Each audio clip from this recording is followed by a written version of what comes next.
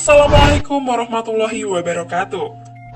Sahabat Muslim, Al-Quran turun jauh sebelum penelitian-penelitian canggih hadir. Namun, penelitian-penelitian yang telah dibuktikan secara ilmiah dan dilakukan oleh seorang ilmuwan ternyata telah terlebih dulu tertulis dalam Al-Quran. Bagaimana mungkin? Ya, tentu saja karena Al-Quran mengandung kebenaran. Sejumlah ilmuwan heran ketika mendapati penelitiannya telah ada dan dituliskan dalam Al-Quran.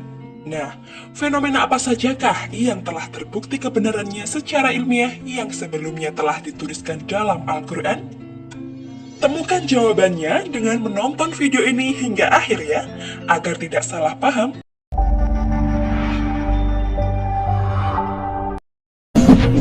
1. Fenomena bertemunya dua lautan. Ada pertemuan dua lautan antara Samudra Atlantik dan Mediterania. Namun, aliran air dari keduanya tidak bercampur satu sama lain.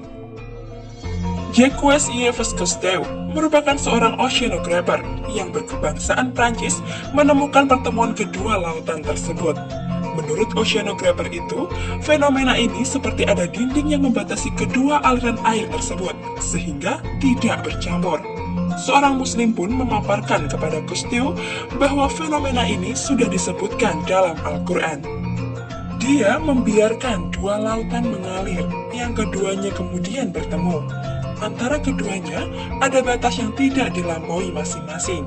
Quran Surat Ar-Rahman ayat 19-20. Fenomena ini pun juga ada dalam surat lain. Dan dialah Allah yang membiarkan dua laut mengalir berdampingan, yang satu tawar dan segar, yang lainnya asin. Dia jadikan antara keduanya dinding dan batas yang tidak tembus. Quran Surat Al-Furqan ayat 53. Masya Allah, maha benar Allah dengan segala firman-Nya. 2. Api di dasar lautan. Api di dasar lautan ini ditemukan oleh ahli geologi Rusia, yaitu Anatol Zbagovich dan Yuri Bogdanov, dan bersama rekannya ilmuwan Amerika Serikat, Ronald Klein, meneliti tentang gerak bumi dan patahannya di dasar Laut Miami pada pertengahan tahun 1990-an. Fenomena ini mirip seperti larva cair yang mengalir dan disertai abu vulkanik seperti gunung berapi di daratan yang memiliki suhu hingga 231 derajat Celcius. Tentu, ini suhu yang sangat panas. Tapi, tahukah kamu bahwa suhu ini tidak cukup untuk memanaskan semua air yang ada di atasnya? Begitu juga dengan semua air yang ada di atasnya tidak mampu memadamkan api panas tersebut yang sangat luar biasa. Kejadian ini sebenarnya telah tertulis dalam Al-Quran. Demi Bukit Sinai dan kitab yang tertulis pada lembaran yang terbuka, dan demi Baitul Makmur Ka'bah, dan demi langit yang ditinggikan, dan demi laut yang di dasarnya ada api. Quran Surat At-Tur ayat 1-6. 3. Penciptaan berpasang-pasangan. Seorang ilmuwan asal Inggris bernama Paul Adrian Maurice Dirac, Om FRS, mengungkapkan hasil penelitiannya bahwa materi diciptakan secara berpasang-pasangan. Penemuan tersebut dinamai dengan parite. Penemuan ini menyebutkan bahwa seluruh benda yang ada di alam semesta ini, bahkan sampai partikel terkecil, juga memiliki pasangan. Berkat penemuan ini, pada tahun 1933, ia mendapat penghargaan Nobel di bidang fisika. Penciptaan sesuatu secara berpasang-pasangan telah dijelaskan dalam Al-Quran sebelum penelitian ini dilakukan. Hal itu sesuai firman Allah Subhanahu wa Ta'ala dalam Al-Quran. Dan segala sesuatu kami ciptakan berpasang-pasangan supaya kamu mengingat kebesaran Allah. Quran Surat Adz-Dzariyat ayat 49.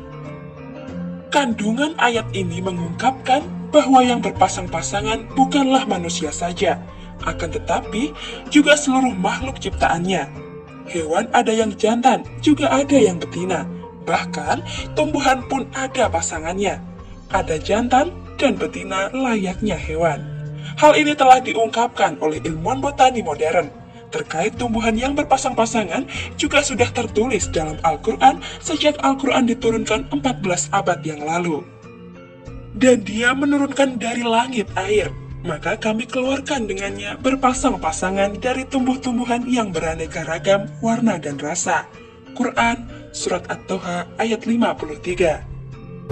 4. Jenis kelamin bayi.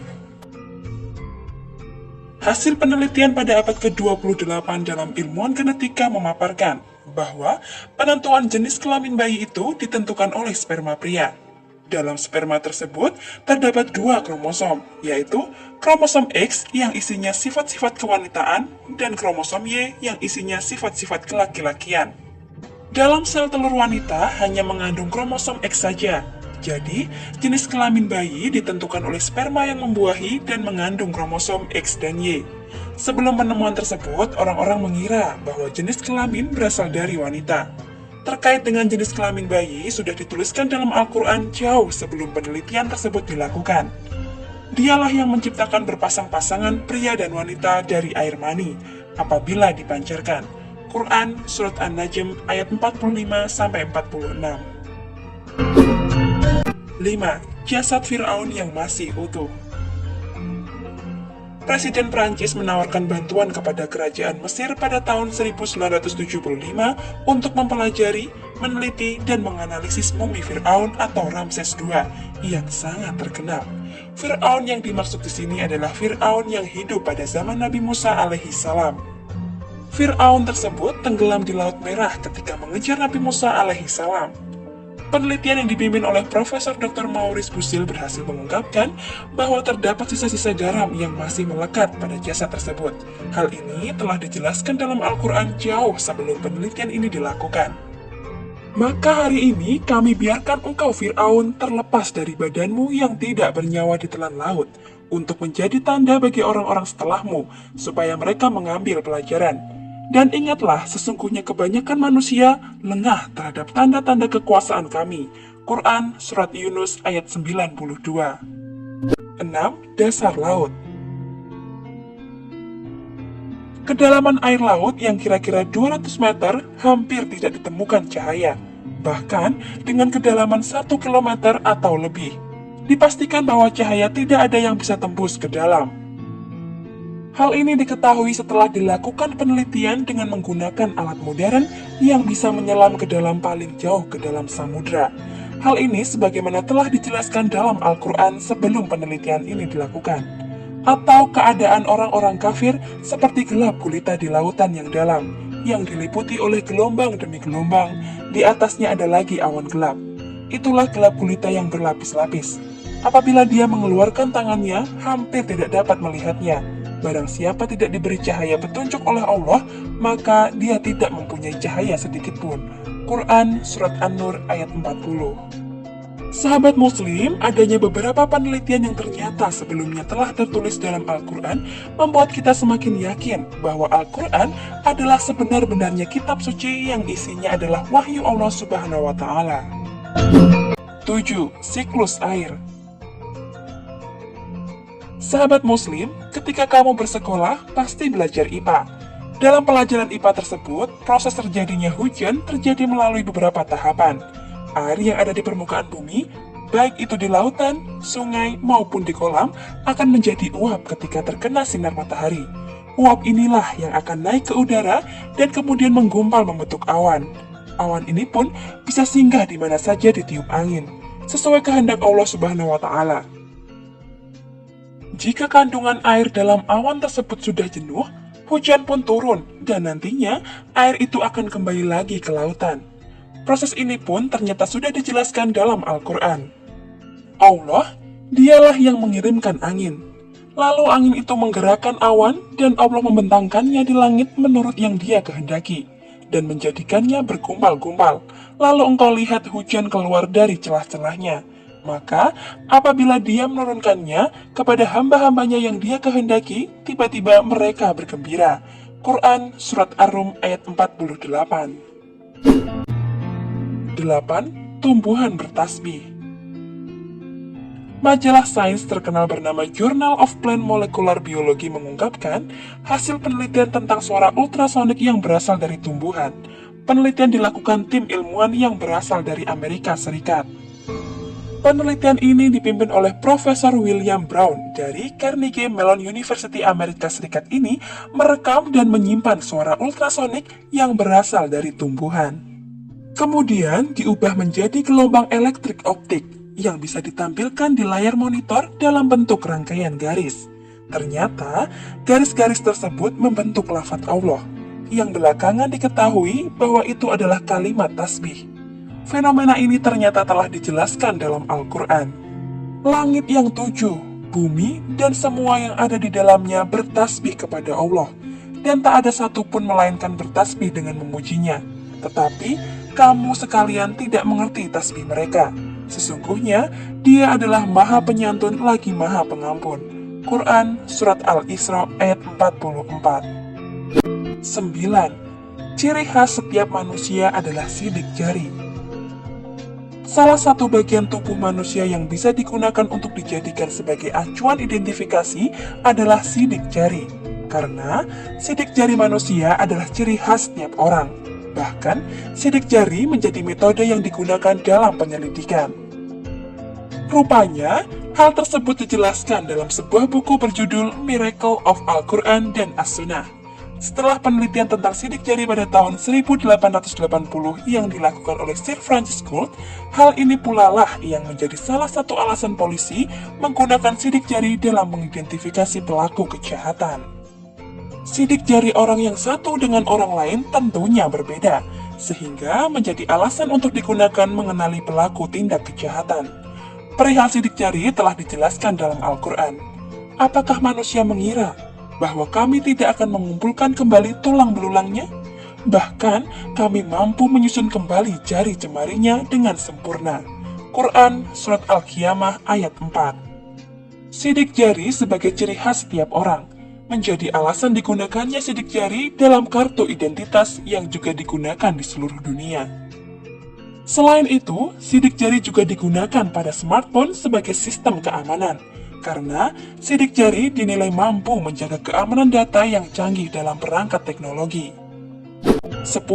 Garis edar tata surya.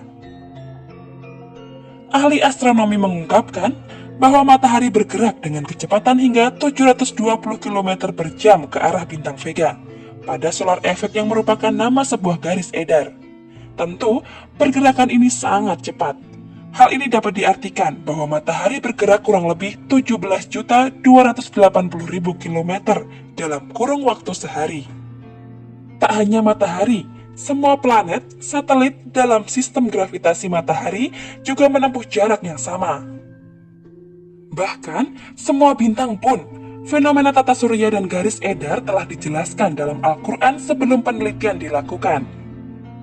Dan matahari berjalan di tempat peredarannya. Demikianlah ketetapan Allah yang Maha Perkasa lagi Maha Mengetahui. Dan telah kami tetapkan tempat peredaran bagi bulan, sehingga setelah ia sampai ke tempat peredaran yang terakhir, kembalilah ia seperti bentuk tanda yang tua. Tidaklah mungkin bagi matahari mengejar bulan, dan malam pun tidak dapat mendahului siang. Masing-masing beredar pada garis edarnya. Quran Surat Yasin ayat 38-40.